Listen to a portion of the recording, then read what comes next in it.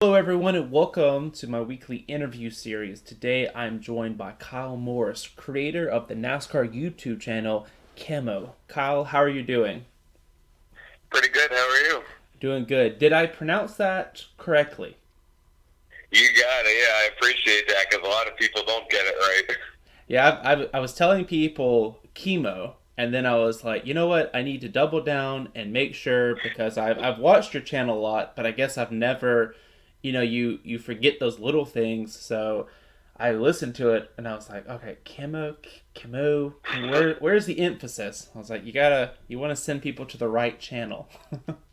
Yeah, believe me, I get it all the time. But So where I know that wasn't one of the questions, but where did the YouTube name come from? so it's actually, I was just sitting there one night. I wanted to start a channel. This is in like 2016, 2017. Mm-hmm. I was just sort of thinking about like what I was going to do. So originally, I actually wanted to start doing stop motion diecast because I was a big fan of what like Eric D. Steph was doing, Yeah. and so I wanted to start doing that myself. So originally I was going to do the Ford EcoBoost Cup Series. I bought like a ton of the Ford Fusion cars. I was going to make my own customs and that. But then I sort of took a different route and started ordering the actual ones. Mm-hmm. And I was like, well, I don't want to go into like a corporate brand because not only do I not want to get like a lawsuit or anything, Yeah. I don't want to I want to have my own identity for it.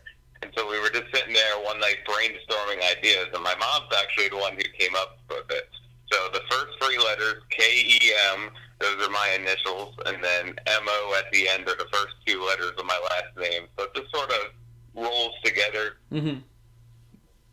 So it was originally going to be KEMMO Cup Series, but then once I realized that stop motion wasn't, as feasible to do and Yeah. really time consuming, I decided to just cut it down to KEMMO and sort of change what I did on YouTube. Yeah, my one of our friends at college, he focuses more on like stop motion videos. So he's got a bunch of Legos and he'll do stuff. And I knew a little bit about it beforehand, but once I started watching him, it was just crazy to see how much work went into even like 5 to 10 seconds of something with stop motion. And I was like, man, that is some dedication right there. Yeah, it's insane. I mean, you're looking at moving, just to get the car to move an inch, you're looking at 10 shots, if Mm-hmm. not more. And, you figure depending on how long you build your track and how many laps you're doing, you're looking at hours and hours of just pictures. Mm-hmm. And then there's editing, too, which is a whole other thing. So, I mean, yeah, I've always respected these stop motion guys because it's insane. Mm-hmm. So, when did you first become a fan of NASCAR? So I get this question asked a lot. I can't really pinpoint an exact year, but if you ask me, I usually say it's the 2015 season. Mm-hmm. One of the first memories I have is February 22nd, 2015, in that Xfinity Series race at Daytona when Kyle Busch wrecked and hit the wall Mm-hmm. and, broke his legs in that. And, personally being a Kyle Busch fan, that stands out because I remember following him through the season, down in the Homestead that year when Yeah. he won the championship and that. So I usually say 2015, but I mean, NASCAR has been a part of my life forever. I was actually named Kyle after Kyle Petty because my dad was a huge fan growing up. Wow. So, I mean, I've watched the Daytona 500 forever. So, but 2015 was like my first full-time year watching it. I feel like that's a great year. A lot of people that I feel like when they casually watch it, they think, okay, well, that makes it easier if you skip those races. But I know Junior's touched on it, how it's almost week to week. The cars can change so much. And when you look at it from that perspective, you start realizing it was incredible what Kyle was able to do that year after sitting out for, what was it, 10, 12, 13 races or whatever? I think 11, yeah. But, I mean, just like you said, incredible. Mm-hmm. That whole season, as a whole, if anyone's ever bored and wants to go back and watch a great season, 2015 Mm-hmm. is seriously underrated. I mean, sure, the Daytona 500 under caution, But that was a great race right through to Homestead. So many different winners that season, so many storylines. Mm-hmm. So you touched on it a little bit, but a lot of people your age, they focus on either creating gaming videos with racing or just opinion videos. Why did you decide to go a different route and focus more on informative content? I think it's just because, like, informative videos are something I don't get a chance to do a lot of with my friends. Like, I have a ton of great friends that I've met through racing that are race fans.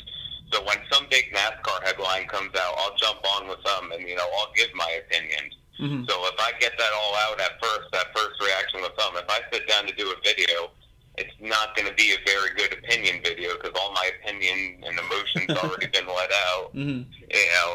And as far as the gaming thing, I've actually touched on both of these. I've done it on my channel before, and I just never really liked how I did them. But the gaming, that was an interesting part. And NASCAR Heat 2, I did every Sunday. I was going to do what I called Racing for Jesus. I was going to run Morgan Shepherd's car, and I was going to win the championship.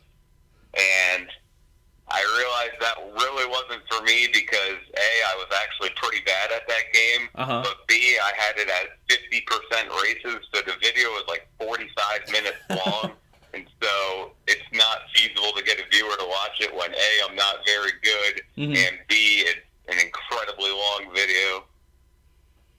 But, I mean, the informative stuff is just something I really enjoyed doing, instead of just telling you Brad Keselowski, I enjoy, sort of, I don't want to say embracing my inner John Gibson, and for those of you who don't know who he is, he's the World of Outlaws commentator. So instead of just going Brad Keselowski, I prefer to do driving the discount tire Miller Lite Auto Trader #2 Ford from Rochester Hills, Michigan, Brad Keselowski, and so it's just one of those things, like I have all this information, and I still don't know how I picked it up, but I do all my videos from memory, and wherever I go, I guess. So it's just something fun to do.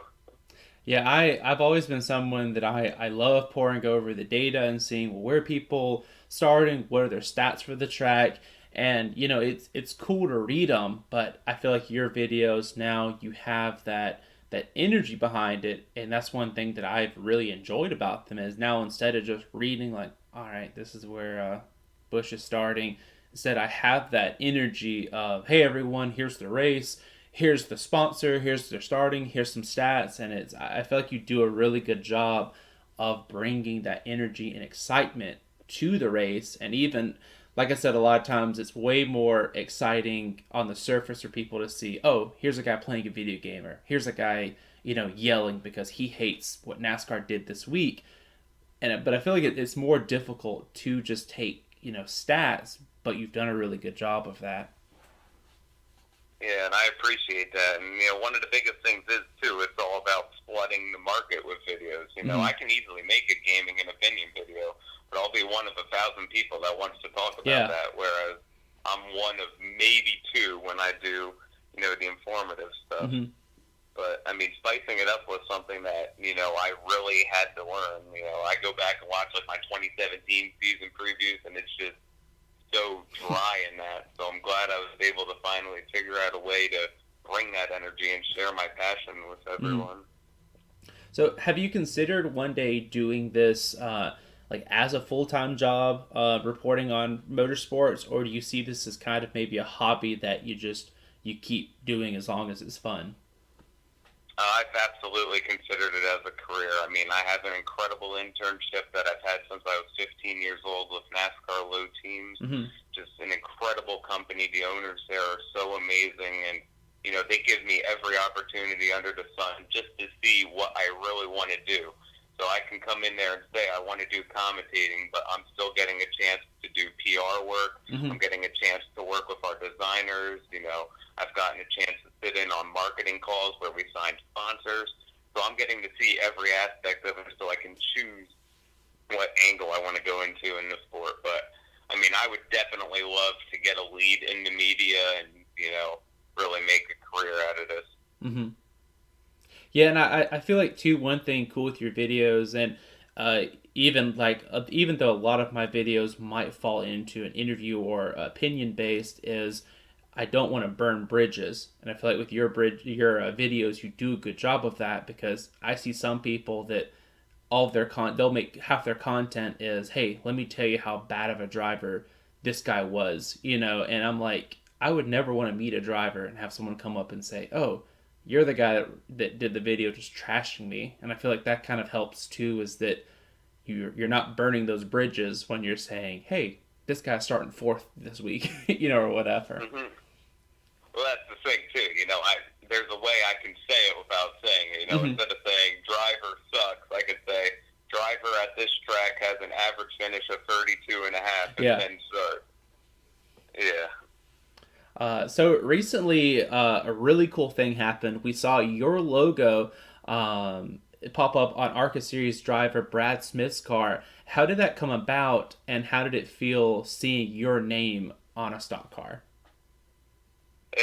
This was awesome. So this was actually a surprise for everyone at NASCAR Load Teams for me. It happened right around my 17th birthday, so it was a little bit of a birthday surprise for me. But I mentioned I've been sitting in on sponsor calls and everything, and one of the calls I sat in on was a call with Brad Smith. Mm-hmm. And, that was when we signed Home Building Solutions to the rear quarter panel of his car. And, one of the things I realized after talking, and debriefing after that call, there was still some open space on the car. And so I just sort of threw the idea out there, just casually. I'm like, well, what if we put my logo on the car? And so then the really cool thing is I get a phone call like a week or two later. Hey, you got to see this. I'm like, okay. And it comes through. It's, a paint scheme design. And at first I'm like, oh, okay, that's cool. Then I look in front of the rear well, and there's my logo right there. I'm like, no way. And, like any reasonable person, I had my doubts at first. I'm like, there's no way this is real. This is awesome. Mm-hmm. But then as soon as that first race was actually Toledo, the first race back for the West Series. But I was tuned in on NBC Track Fest, and as soon as they did the starting lineup and they panned to Brad Smith, I'm like, there it is, my logo. And, one of the coolest things that happened in the middle of that race, because Brad was only going to start and park that. He just wanted to get the car, tuned up for Talladega for the rest of the season. So I knew it was going to be a start and park. He only ran like 3 or 4 laps that day. But the coolest thing about Toledo is they have an external garage area. So when Brad parked it, he had to park in the infield, and the crew could work from there. And so later in the race, I think it was Ryan Repko, he crashed, and they bring him in on the tow truck, and they drop his car right next to Brad Smith's car. So there on NBC is my logo. It was a nice long time there. It was pretty cool. But now I'm tuning in to ARCA every week. Me and my buddies are all like, there's the car. I feel like that's it's awesome. That's something that I've enjoyed about following NASCAR Load Teams on their Twitter and getting the opportunity to meet Jacob and all, is the focus they have on the smaller teams. Because I tell people all the time that, if you're just someone that's focused on, a Kyle Busch or just on a Joey Logano, and your guy wrecks, you're not, you're going to tune out and you're not getting the full experience. But, for me, even if my favorite driver doesn't win, I'm still sitting there getting to say, oh, it's cool. Corey LaJoie, got a top 20 finish, or like, okay, Quinn Houff, he's doing better this week. And I feel like when you start following those smaller teams, like for you, your logo didn't get on, the side of Eric Jones's car for this weekend or whatever. It's a smaller series, a smaller team, but you just see the excitement where you're like, man, it's cool getting to see Brad Smith's story, getting to see how his team's doing, how he operates. And I feel like a lot of people miss out when they're not following those smaller teams. Yeah, and I think one of the biggest things about this, too, is, just the learning experience. To use your example, if I would sponsor Eric Jones, that'd be great and all, but I wouldn't be able to learn anything from Eric Jones. Whereas if I ever have a question, I can pick up the phone and talk to Brad Smith for hours. And, the guy's been racing since he was like 19, and I think he just turned 51 a couple weeks ago. So he has a solid 25 years of experience in motorsports. So if I have a question or anything, he'll gladly pick up the phone and talk to me about it. So I get that experience, too. I get to understand sort of what's happening and not just, okay, well, there's my logo on a race car. Mm-hmm. That's so true. So, yeah, So finally, the Boy Scouts are a huge part of your life. As someone who has never really been around it growing up, what makes it such a cool organization, and what has made it such a big part of your life? But I think one of the biggest things for me, and this has always been since day one, it's run in the family for me. You know, my dad's an Eagle Scout, my uncle's an Eagle Scout, and my grandfather, while he's not an Eagle Scout, he was a Scout leader. You know, and so it's just something that's sort of been in the family. So I started in Cub Scouts when I was 5 years old, so it's been 12 years. I'm 17 now. But I started in Cub Scouts, and, you know, the first couple weeks of Cub Scouts, I can remember being, I'm going to Scouts. Because, you know, if you're telling a 5-year-old they need to sit there for an hour-long meeting, it's not going to happen. But, I mean, for me, it's really helped to build my character, you know, these past 12 years. You know, I've really learned what's right, what's wrong. I've learned respect, you know. It's incredible. I mean, you know, not to get too political or anything, but you turn on the news now and there's people stomping the American flag and burning it in the middle of the street, you know, whereas through Boy Scouts, I've learned that, yeah, you can burn the flag. I'm willing to admit I have burned flags before, but not in the political, you know, rant-wise. Yeah. I've burned flags where we're dedicating it to a fallen soldier, standing around the fire, reading a poem, playing taps. You know, so it's just sort of that respect thing. But, you know, it's taught me how to treat people, you know, with respect. And, I mean, it's just an incredible program that really builds a lot of character in everybody, you know. And a lot of my friends come through Scouts, so there are people who share those same ideals and values and everything. So, I mean, I'm just so thankful that I've stuck with it, you know, and that now here soon I'll be working on my Eagle Scout project so I can join my dad and uncle and, you know, just continue to give back to Boy Scouting. That's cool. I feel like you hear that from a lot of people that go through that, and I feel like it's important for someone to, you know, I don't think there's maybe a one size fits all thing, but you just kind of see a difference in people that grow up and they have something when they're growing up that teaches them, like, oh, well, stuff matters, or you need to have character. And I feel like that really helps them when they get out into the world to realize, all right, I need to be respectful, you know, when I'm handling this, or I need to have a good work ethic instead of just waiting, you know, for something just to magically happen or whatever. Yeah, definitely. And I know, you know, another big thing, too, is just all the skills we learn from it. You know, it's actually amazing for me to think that there are kids my age that if you tell them to start a fire, they don't know how to do it. Whereas I can put a blindfold on and you hand me a pile of sticks, I'll build you a fire. It's, you know, it's stuff like that where, you know, you're out there in the open, say you know, we're going to dinner and you start choking. You know, I'm a Boy Scout, so I know how to do, you know, the Heimlich maneuver, you know, God forbid I know how to do CPR. I know all of that. Whereas there are people out there who, you're choking, they're standing there and go, okay, nice, cool. So, I mean, but it's just incredible. I could go on and on and on about how much this program has really built me into who I am today. So it's been really cool. I really enjoy getting to reach out and get to interview you, kind of share your story. For people who want more information on you, where can they find you online? Well, I really appreciate you having me on, too, but you can find me on YouTube. That's KEMMO, KEMMO, all caps. On Twitter, it's at KEMMO Cup Series, so at KEMMO and then Cup Series. The C and the S are capitalized. Over here on Instagram, it's at @real_KEMMO, and also on Snapchat at that same @. That's awesome. Thank you so much for joining us today. No problem. Appreciate you having me on.